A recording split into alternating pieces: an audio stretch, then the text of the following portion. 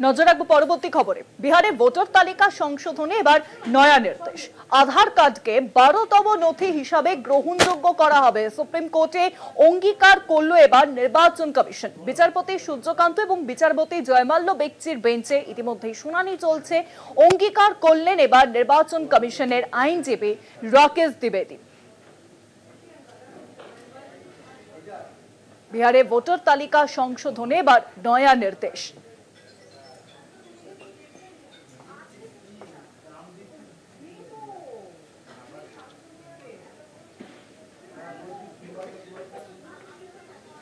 জয়মাল্য বাগচি তিনি প্রশ্ন করেন, ইসি ম্যানুয়াল নথি নির্দিষ্ট নয়, কারণ দর্শানোর এই কপিটি কেন কেবল 11টি নথির কথা উল্লেখ করছে? আমরা আপনাকে জিজ্ঞেস করছি। আমরা বারবার আদেশ দিয়েছি যে তালিকাটি চিত্রিতভাবে 11টি নথি নির্দেশ করলো, তবে কোনোটি নাগরিকত্বের চূড়ান্ত প্রমাণ নয়। আমরা স্পষ্ট করে বলেছি যে আধার অন্তর্ভুক্ত করুন, এবং তারই প্রেক্ষিতে আইনজীবী কপিল সিব্বল তিনি বলেন, ইসিআই আদালতে কিন্তু এই আবেদন করা হয়েছে, আপনি কি নাগরিকত্বের প্রমাণ হিসেবে আধার গ্রহণ করতে চান? তিনি কিন্তু প্রশ্ন করেন, এবং তারপরেই দ্বিবেদী তিনি বলেন, নির্বাচন কমিশন 11টি নথির উপর জোর দিচ্ছে। ইসি ম্যানুয়াল নথি নির্দিষ্ট করে, কিন্তু আপনার এসআইআর এর বাইরেও গেছেন, কারণ দর্শানোর এই কপিটি কেন কেবল 11টি নথির কথা কাজ করছে? আপনাকে স্পষ্ট জিজ্ঞেস করছে, এই প্রশ্নই করেন জয়মাল্য বাগচি।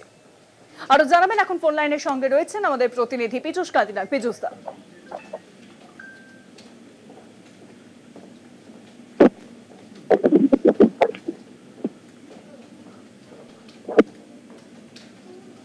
যে খবর আপনাদের জানাচ্ছিলাম, বিহারে ভোটার তালিকা সংশোধনে কিন্তু এবার নয়া নির্দেশ। বিচারপতি সূর্যকান্ত এবং বিচারপতি জয়মাল্য বাগচির বেঞ্চে কিন্তু এই নির্দেশ, বিহারে ভোটার তালিকা সংশোধনে নয়া নির্দেশ। আধার কার্ডকে কিন্তু এবার 12তম নথি হিসেবে গ্রহণযোগ্য করা হবে। আবারও যোগাযোগ করতে পেরেছে আমাদের প্রতিনিধি পীযূষ কান্তিনাগের সঙ্গে। পীযূষ দা,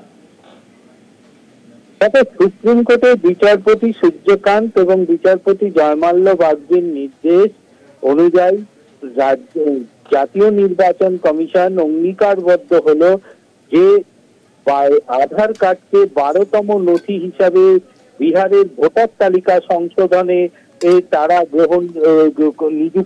সংযুক্ত করবে। অর্থাৎ বিহারের ভোটার তালিকা সংশোধন এবং এসআইআর এর ক্ষেত্রে যে 11টি নথির উল্লেখ করেছিল জাতীয় নির্বাচন কমিশন, তারপরেই কিন্তু চাপে পড়ে জাতীয় নির্বাচন কমিশন। আদালতে মামলা দায়ের হয়, আবেদনকারীদের পক্ষ থেকে বারবার এই আধার কার্ডকে সংযুক্ত করার আবেদন জানানো হয়, এবং পাশাপাশি যে সুপ্রিম কোর্টেরও নির্দেশ দেয় যে আধার কার্ডকে কনসিডার করতে হবে। কিন্তু তা সত্ত্বেও তারা সেই আধার কার্ডকে মান্যতা দিচ্ছে না, এমনটাই অভিযোগ আনা হয়। আজকে এই রায়ের আগে যে শুনানি পর্ব চলেছে, সেই শুনানি পর্বে আইনজীবী কপিল সিব্বল পরিষ্কার আদালতের কাছে জানান যে জাতীয় নির্বাচন কমিশন আদালতের রায়কে অবমাননা করছে। কিন্তু বিচারপতি সূর্যকান্ত তার প্রেক্ষিতে বলেন, আপনি কি নাগরিকত্ব প্রমাণ হিসাবে আধার কার্ড গ্রহণ করতে চান?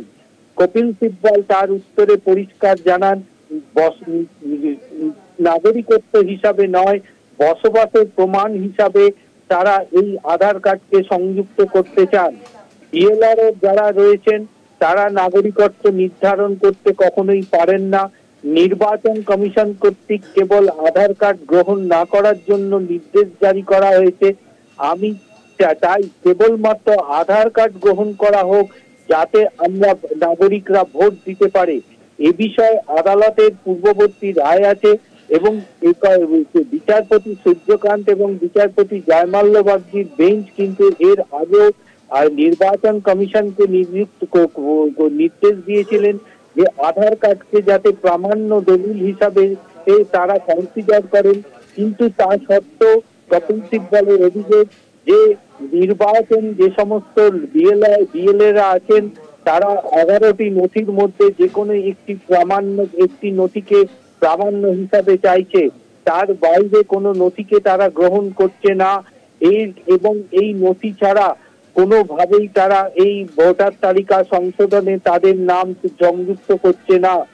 এরপরেই বিচারপতিরা কমিশনের আইনজীবীর উদ্দেশ্যে জানান যে আদালতের নির্দেশ সত্ত্বেও কেন এই ধরনের ঘটনা ঘটছে, আধার কার্ডকে কেন কোনোভাবেই কেন গ্রহণযোগ্যতা পাচ্ছে না। আবেদনকারীরা চাইছে আধার কার্ডকে সংযুক্ত করা হোক।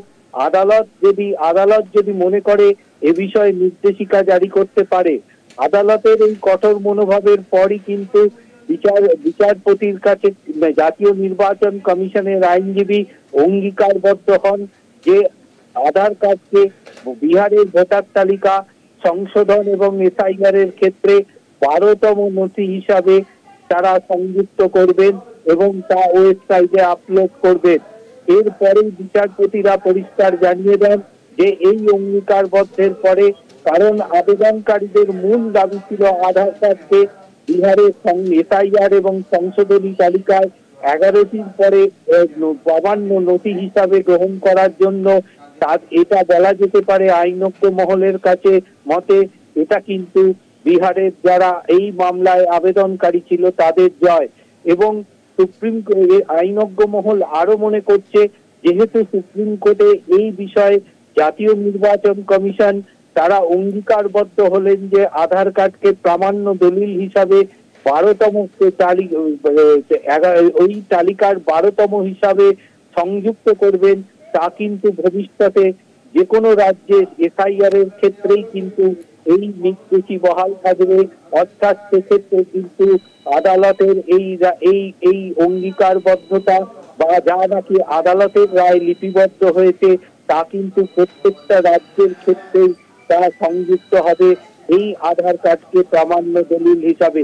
তবে সুপ্রিম কোর্ট বারবার এই রায় দেওয়ার আগে বিভিন্নভাবে মন্তব্য করেছেন। ভোটার তালিকা সংশোধন বা সংশোধনের ক্ষেত্রে যদি নির্বাচন কমিশনের অধিকার আছে যে প্রামাণ্য দলিল বা নথি তাদের কাছে জমা করছে, সেটা যে জাল নয়, সেটাই যে অরিজিনাল, সেই বিষয়টি খতিয়ে দেখার অধিকার কিন্তু নির্বাচন কমিশনের আছে।